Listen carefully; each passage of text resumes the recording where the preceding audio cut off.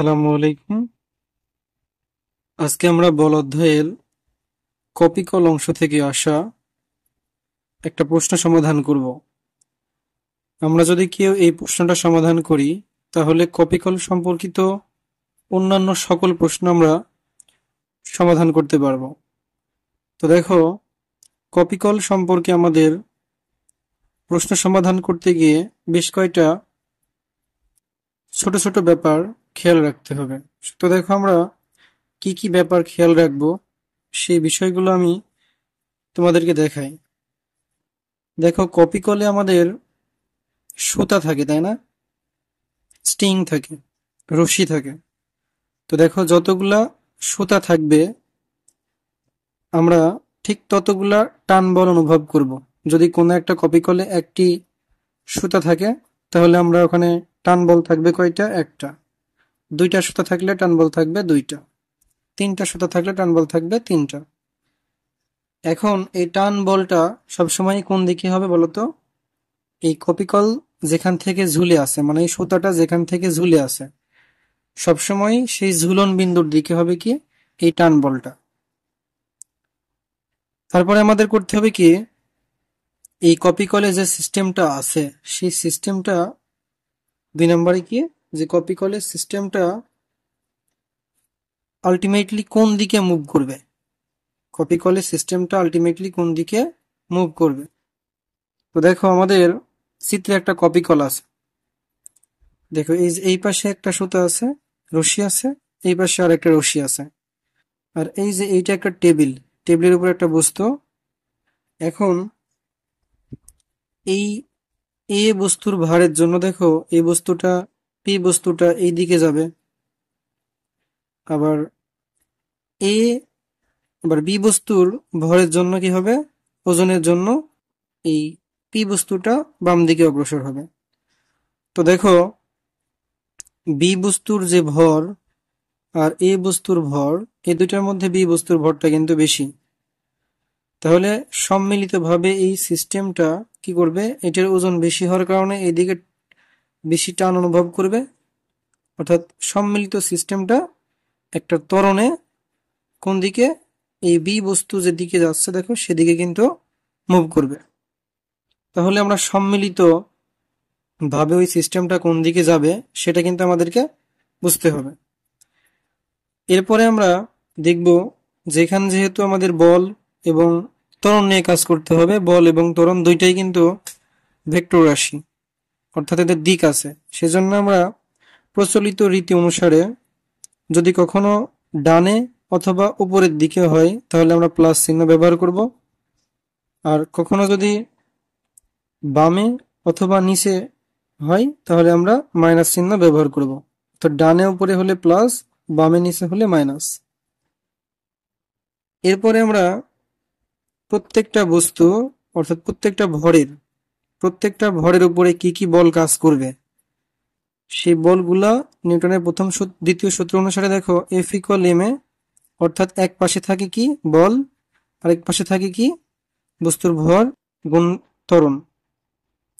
এক পাশে থাকবে বল, একটা বস্তুর উপরে কি কি বল কাজ করতেছে তাদের ভেক্টর যোগফল। আর আরেক পাশে থাকবে কি ওই বস্তুর ভর আর ত্বরণের গুণফল। এক পাশে মোট বল, কি কি বল কাজ করতেছে সেটা, আর এক পাশে থাকবে ভর গুণন ত্বরণ। প্রত্যেকটি বস্তুতে কতগুলা বল কাজ করবে সেটা আমাকে কিন্তু বুঝতে হবে। একটা বস্তুর উপরে কতগুলা বল কাজ করবে সেটা আমাকে বুঝতে হবে। তাহলে আমাদের কপিকল সম্পর্কে অঙ্ক যখন আমি করতে যাব তখন আমাকে কি করতে হবে, ওখানে কয়টা সুতা আছে সেটা দেখতে হবে। যতগুলা সুতা টান বল হবে ততগুলা। এবং এই টান বল সবসময় কি সুতা যেখানে বাঁধা আছে বা ঝুলন বিন্দু যেখানে, সেই দিকে হবে টান বলটা। এবং সম্মিলিত সিস্টেমটা আসলে কোন দিকে মুভ করবে সেটা আমাকে বুঝতে হবে। তারপরে কি বলছি আমরা, যে এই সিস্টেমের প্রত্যেকটা বস্তু যখন দেখব কোন দিকে বল অনুভব করতেছে, যদি ডানে এবং উপরে হয় তাহলে আমরা প্লাস চিহ্ন ধরব, যদি বামে এবং নিচে হয় তাহলে আমরা মাইনাস চিহ্ন ধরব। আর এক পাশে থাকবে কি বল, অন্য পাশে থাকবে কি ভর আর ত্বরণের গুণফল। তারপরে প্রত্যেকটা বস্তুতে আসলে কতগুলো বল কাজ করবে সেগুলো কিন্তু আমাকে বুঝতে হবে। সেই বলগুলো আমরা লিখবো এক পাশে, আর ভর আর ত্বরণের গুণফল লিখবো আমরা অন্য পাশে। তো দেখো আমাদের সিলেট বোর্ড 2023 একটা অঙ্ক আসছে। এই অঙ্কটা কিন্তু কপি কলের অঙ্ক। এই কপি কলের অঙ্কে আমাকে কি কি বের করতে আসতে বলতে পারে, দেখো বের করতে আসতে বলতে পারে ত্বরণ, মানে যে বস্তুটা কপি কলের রশি দিয়ে বাঁধা আছে ওই বস্তুটা ত্বরণটা আমাকে বের করতে বলতে পারে। তারপরে কি T1 অর্থাৎ একটা সুতার টান বল কত, T2 মানে কি অন্য সুতাটি টান বল কত, এটি আমাকে বের করতে বলতে পারে। তো আসলে আমাদের এখানে সব প্রশ্নেরই সমাধান করতে সহজ হবে যদি আমরা এই ত্বরণটা বের করতে পারি। ত্বরণটা যদি বের করতে পারি তাহলে আমাদের কাছে সব প্রশ্ন সমাধান সহজ হবে। তো দেখো আমরা 2023 সালের সিলেট বোর্ডে আসা প্রশ্নটা সমাধান করব। আমরা যা যা বলছি সে নিয়মেই দেখো লিখব। তো দেখো এই চিত্রে অর্থাৎ কপি কলের এই চিত্রে আমরা এই বস্তুর উপরে কি কি বল কাজ করবে সেটা দেখি। হ্যাঁ, কারণ আমাকে is F equal M A, এই পাশে থাকবে মোট বলগুলোর যোগফল, আর এই পাশে থাকবে কি বস্তুর ভর এবং ত্বরণের গুণফল। তো দেখো আমরা যদি এ বস্তুর জন্য চিন্তা করি যে কি এ বস্তুর ক্ষেত্রে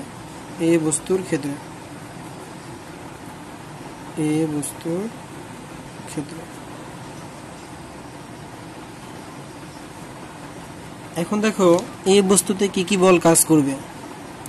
দেখো এই সুতা, এই যে রশি, তো এই রশি দেখো তার ঝুলন বিন্দু উপরের দিকে কিন্তু একটা টান বল কাজ করবে, এটাকে আমরা T1 বলতেছি।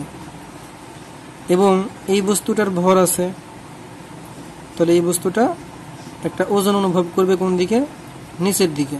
আচ্ছা, তার মানে এখানে একটা টান বল আছে উপরের দিকে আর ওজন বল আছে কোন দিকে, নিচের দিকে।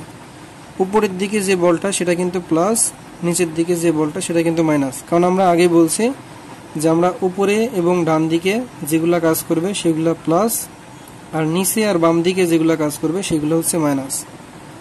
তো দেখো তাহলে এই বস্তুটার T1 বলটা কিন্তু T1 প্লাস, কারণ এটা উপরের দিকে। এখন এই বস্তুটার ওজন বল W, এটা কিন্তু নিচের দিকে, তার মানে এটাকে লিখতে মাইনাস। ওজন বল কি mg, এখানে m দেখো 30 আর g এর মান 9.8। তার মানে এই পাশে আমরা বল লিখে ফেলছি কি কি বল কাজ করছিল, আর এই পাশে লিখতে হবে আমাকে ma, এই বস্তুর ভর, আর a কি দেখো যে সম্মিলিতভাবে এই সিস্টেমটা কি ত্বরণে এই দিকে অগ্রসর হবে। তো ওই ত্বরণটা তো আমরা জানি না, এটি আমাদেরকে বের করতে হবে। ওই ত্বরণটা ধরলাম আমরা a। তো দেখো আমরা সমীকরণটাকে একটু সুন্দর করে লিখি। T1 মাইনাস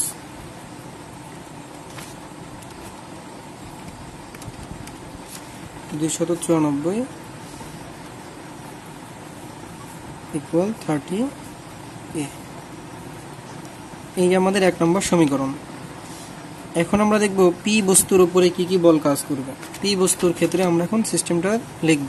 পি বস্তুর ক্ষেত্রে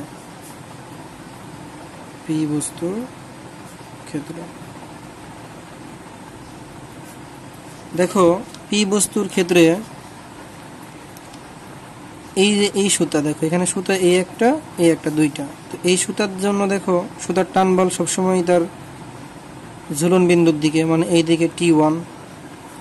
এখন এই বস্তুটাকে দেখো এদিকেও কিন্তু T2 বলে, অর্থাৎ এই সুতাটাও এদিকে টান দিচ্ছে। তোমার এখানে একটা T1 বল আছে এই ডান দিকে, T2 বল আছে বাম দিকে। আচ্ছা, এখন এখানে একটা ব্যাপার আছে যে টেবিল, এই যে টেবিলের উপরে বস্তুটা আছে সেই টেবিলের দেখো ঘর্ষণ সহগ দেওয়া আছে। তার মানে বুঝতে হবে এই টেবিলের একটা ঘর্ষণ বলও আছে। তো এখন ঘর্ষণ বল কোন দিকে হবে, যেহেতু আমাদের এই সিস্টেমটা 66 কেজি ভরের জন্য এই দিকে অগ্রসর হবে, অর্থাৎ এই সম্পূর্ণ সিস্টেমটা এদিকে অগ্রসর হবে। তো বস্তু যেদিকে যাবে ঘর্ষণ বল হবে কিন্তু কি তার বিপরীত দিকে, অর্থাৎ বস্তু এদিকে অগ্রসর হবে এ ত্বরণে, তাহলে ঘর্ষণ বলটা হবে কিন্তু এই দিকে, তাহলে ঘর্ষণ বলের দিক ডান দিকে। এই বস্তুর উপরে আরো দুইটা বল আছে, একটা দেখো এই টেবিলের উপরে একটা ওজন বল আছে অভিলম্ব বরাবর, আবার এখানে একটা নরমাল ফোর্স আছে উপরের দিকে লম্ব বরাবর বল আছে প্রতিক্রিয়া বল। এই দুইটা সমান, তো আমরা যেহেতু একই সমান বল বিপরীত দিকে কাজ করবে, অর্থাৎ এই দুইটা বল কাটাকাটি হয়ে যাবে, মানে এর উপরে লব্ধি কোনো বল থাকবে না। তো এই দুইটা বল নিয়ে আমরা কাজ করব না এখানে। তাহলে মোট বল থাকছে তিনটা, একটা প্রথম সুতার জন্য T1 এইদিকে আর T2 এইদিকে বাম দিকে। আর যেহেতু সিস্টেমটা বাম দিকে অগ্রসর হবে তাহলে ঘর্ষণ বলটা অবশ্যই কাজ করবে বস্তু যেদিকে যাবে তার বিপরীত দিকে। তাহলে এখানে বল তিনটা, একটা দুইটা তিনটা। তো এখন দেখো আমরা এই তিনটা বলের ভেতরে F1 যেহেতু এইটাকে আমরা বলছি ঘর্ষণ বল, এটা F ডান দিকে সেজন্য এর আগে প্লাস। এখন T1 দেখো ডান দিকে, তাহলে এটা প্লাস, কিন্তু T2টা বাম দিকে সেজন্য এটা মাইনাস। তাহলে কি কি বল কাজ করছে সেগুলো আমরা লিখে ফেলছি।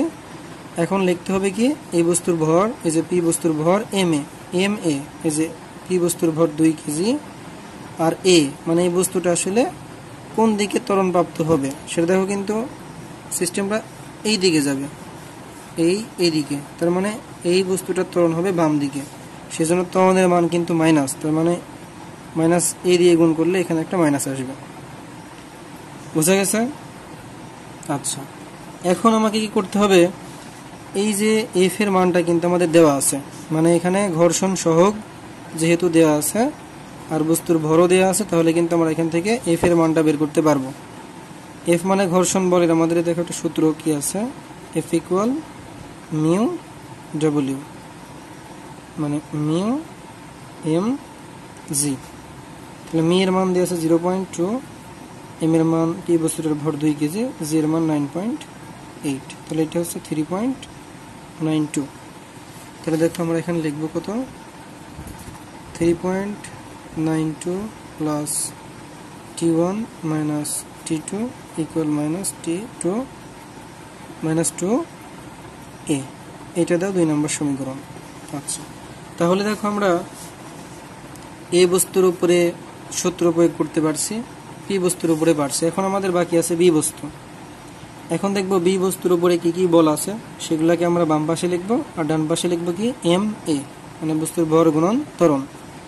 তো দেখো এই বি বস্তুর উপরে টান বল সবসময় তার ঝুলন বিন্দুর দিকে, তার মানে এটা উপরের দিকে, আর এর ওজন বস্তুর ভর থাকার কারণ নিচের দিকে, ওজন নিচের দিকে। আচ্ছা, তাহলে দুইটা বল, একটা উপরের দিকে T2 বি বস্তুর ক্ষেত্রে।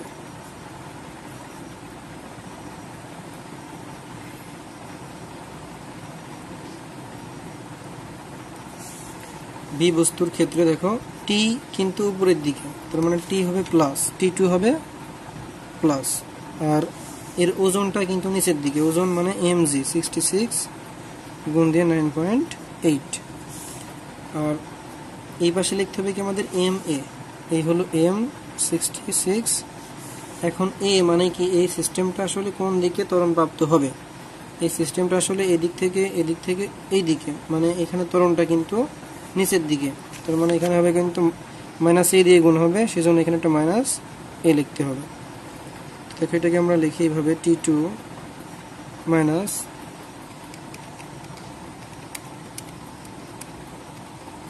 646.8 ইকুয়াল মাইনাস 66 এ। এই হলো আমাদের তিনটা সমীকরণ। আমরা কিছুই করি নাই, আমরা কি করছি,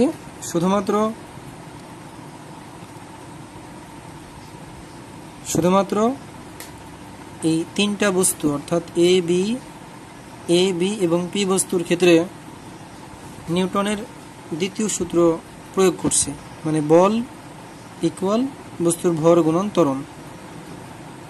এই ক্ষেত্রে এখন আমাদের করতে হবে কি, এর মানটা বের করতে হবে, অর্থাৎ ত্বরণের মানটা কত। তো দেখো আমাদের এই অঙ্কগুলোর ক্ষেত্রে সাধারণত আমরা যখন তিনটা সমীকরণ যোগ করে দিই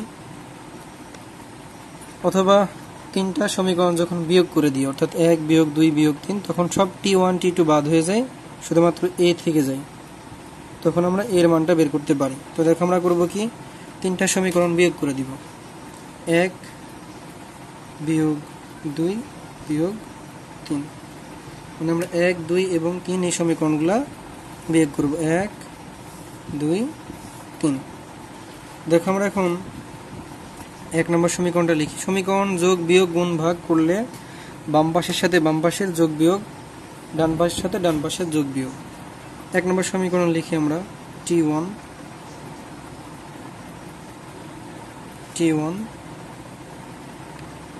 মাইনাস 294, এই হলো আমাদের 1 নম্বর সমীকরণের বাম পাশে। 2 নম্বর সমীকরণের বাম পাশে দেখো যখন আমি বিয়োগ যখন করব তখন কিন্তু বিয়োগ 2 নম্বর সমীকরণ, তাই না? তার মানে বিয়োগ যখন দিব তখন কিন্তু এদের চিহ্নগুলো সবগুলো পরিবর্তন হয়ে যাবে। তাহলে minus 3.92 minus T1 plus T2। আমরা যেহেতু সমীকরণটার আগে মাইনাস দিচ্ছি, মানে বিয়োগ করতেছি, সেজন্য সবার চিহ্ন পরিবর্তন হয়ে গেল। মাইনাস 3 নম্বর সমীকরণ, অর্থাৎ 3 নম্বর সমীকরণের ক্ষেত্রেও যেহেতু মাইনাস আছে আগে, সেজন্য এদের চিহ্ন পরিবর্তন হবে, অর্থাৎ মাইনাস T2 মাইনাস 646.8। তাহলে দেখো আমাদের বাম পাশের বিয়োগ করা হয়ে গেছে, 1 বিয়োগ 2 বিয়োগ 3। এবার ডান পাশে আমরা 1 বিয়োগ 2 বিয়োগ 3 করবো। দেখো 1 নম্বরে ডান পাশে আছে 30A, 2 নম্বর ডান পাশে আছে দেখো কি মাইনাস 2A, কিন্তু আমরা যেহেতু 1 বিয়োগ 2 লিখবো, বিয়োগ 2, তাহলে কিন্তু এই বিয়োগ আর বিয়োগ মিলে প্লাস 2A হয়ে যাবে। ঠিক একইভাবে দেখো মাইনাস 3 নম্বর সমীকরণ, তাহলে এই মাইনাস দিলাম আর এই মাইনাস 66 যখন বসাবে তখন হয়ে যাবে প্লাস 66A। তো এখন দেখো আমাদের কি হবে, কাটাকাটি হয়ে যাবে। T1 একটা প্লাস, T1 একটা মাইনাস, T2 একটা মাইনাস, T2 একটা প্লাস। তাহলে দেখো এই পাশে থাকতেছে কি, এই পাশে আমাদের দেখো কি থেকে যাচ্ছে, এই পাশে থেকে যাচ্ছে আমাদের সংখ্যা, আর এই পাশে থেকে যাচ্ছে আমাদের এই পাশে দুঃখিত এইটা প্লাস, কারণ এই যে এখানে মাইনাস ছিল, এই যে এই মাইনাস থাকার কারণে এদের সবগুলার চিহ্ন পরিবর্তন হয়ে গেছে, অর্থাৎ এটা হয়ে গেছে মাইনাস, এটা হয়ে গেছে প্লাস। তো এখন এই পাশে আমাদের কি আছে দেখো 646.8, এটা প্লাস, আর এই দুইটা কিন্তু মাইনাস, তার মানে এটা থেকে 3.92 মাইনাস 294, তাহলে এই পাশে থাকতেছে কত 348.88, 348.88, আর এই পাশে থাকবে কত দেখো 66, 30, আর এই হলো 2, তার মানে সব মিলে হবে কত আমাদের 98A। এখন এর সাথে দেখো 98 গুণ আছে, তাহলে আমি এর মান বের করতে চাইলে এই অংশটা এটা নিচে এসে ভাগ হবে, অর্থাৎ A ইকুয়াল 348.88 ডিভাইডেড বাই 98। তাহলে দেখো আমরা এখন মান বের করবো, মাইনাস 98, 3.56। তাহলে কিন্তু আমরা এই সমীকরণ নিয়ে এর মানটা কিন্তু বের করতে পারলাম। কিভাবে আমরা এর মানটা বের করব? এখন আসলে 2023 সালের সিলেট বোর্ডের প্রশ্নটা ছিল কি, অভিকর্ষ ত্বরণ জি আর এই সিস্টেমটার, অর্থাৎ এই সিস্টেমটার যে আমাদের ত্বরণ আছে, এই সিস্টেমটার ত্বরণ এ, এই ত্বরণটার সাথে অভিকর্ষ ত্বরণ জি এর তুলনা। এখন আমাদের দেখো এই সিস্টেমের ত্বরণ আসতেছে কি 3.56 মিটার পার সেকেন্ড স্কোয়ার। এখন তুমি তুলনা করতে পারো দুইভাবে, একটার থেকে আরেকটা বিয়োগ করে বলতে পারো কে কতটুকু বড়, কে কতটুকু ছোট। তুমি আরো একভাবে তুলনা করতে পারো, সেটা অনুপাত আকারে, অর্থাৎ একটার সাথে আরেকটা কত গুণ, তো আমরা একটার সাথে আরেকটা কত গুণ সেই হিসেবে তুলনাটা করব। তো আমরা কি করব, এ ভাগ জি, একে আমরা জি দিয়ে ভাগ করছি, 5.6 কে আমরা 9.8 দিয়ে ভাগ করে দিব।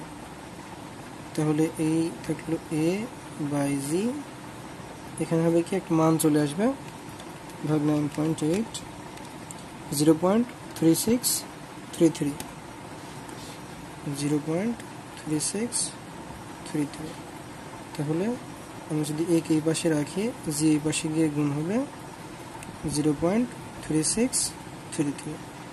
তাহলে আমাদের a কি, a হচ্ছে g এর 0.3633 গুণ।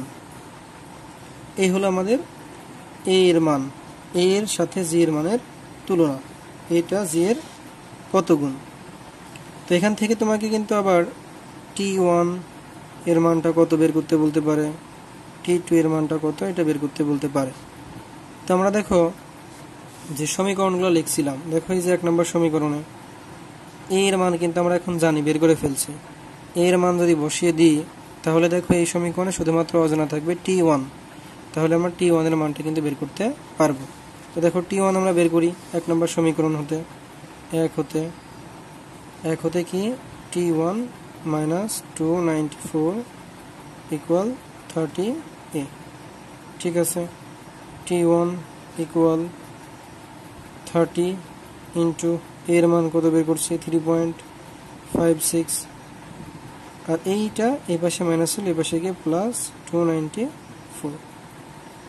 তাহলে আমরা এখন গুণ করে দিব, 30 গুণ 3.56 প্লাস 294, অর্থাৎ এটা হবে কত 400.8, যেহেতু বল সেহেতু এটার একক নিউটন।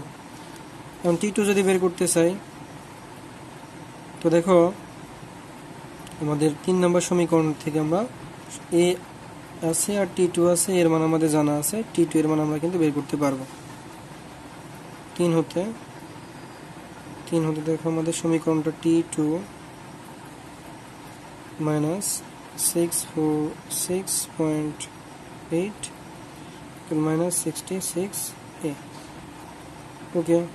t2 কে এই পাশে রেখে দিলাম, এটি এই পাশে যাবে, তার আগে মাইনাস 66 গুণ দিয়ে এর মান 3.56, এটি এই পাশে মাইনাস হলে এই পাশে গিয়ে প্লাস 646.8, ঠিক আছে। তো এই দুইটা আমরা গুণ করবো, 3.56 গুণন 66, অর্থাৎ 2 minus 2 34.96 plus 646.8 minus 646.8, তাহলে এটা কত 411.84 নিউটন। তাহলে আমরা এই কপি কলের অঙ্ক থেকে যে সকল সমস্যা আসতে পারে সব ধরনের সমস্যা মোটামুটি করে ফেলছি। এখন তোমরা এই ভিডিওটা দেখবে, দেখে প্র্যাকটিস করো, তাহলে তোমাদের কাছে এই অঙ্কগুলো সহজ লাগবে।